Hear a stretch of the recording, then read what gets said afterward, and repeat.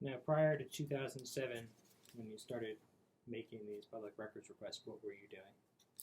I had spent about 20 years as a copy machine salesman. About 11 years of that, about 2 years as a salesman, and then about 8 or 9 years in management. Worked for a couple of different multinationals, and then I decided to um,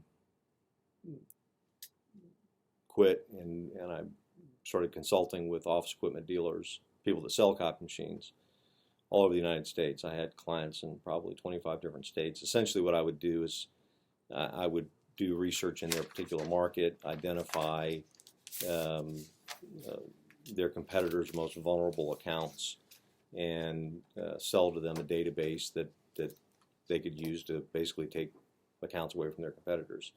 The office equipment business is a very predatory business, extraordinarily so. It's very rare that somebody goes out and sells a business their first copy machine. You're taking an account away from somebody else. That's how it works.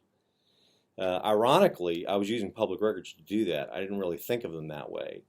And in fact, that was one of the first abuses that I experienced, but didn't realize I was being abused. It was a state contractor who operates the UCC program for the state of Florida, the Uniform Commercial Code program for the state of Florida. They catalog them, they manage them, they provide access to them. And I went to, and this is just one example of why what I do I think is important.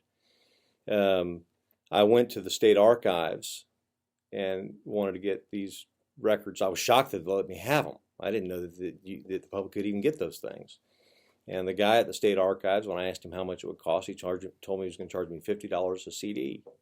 And there were, I don't know how many CDs, but it was going to be thousands, tens of thousands of dollars to get this stuff, and I didn't have that kind of money. And subsequent to that meeting, the state hired this private company, Image API, to manage this for them. So this is a for-profit company that's doing it. And when I quit working for somebody else and went to work with my own consulting business, which was just me, it wasn't even a corporation.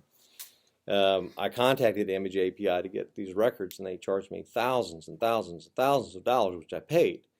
And years later, sometime after 2008, when I started to have a clue about public records access, I went back and looked at it, and sure enough, they had screwed me. They had overcharged me by about $4,000. So I sued them.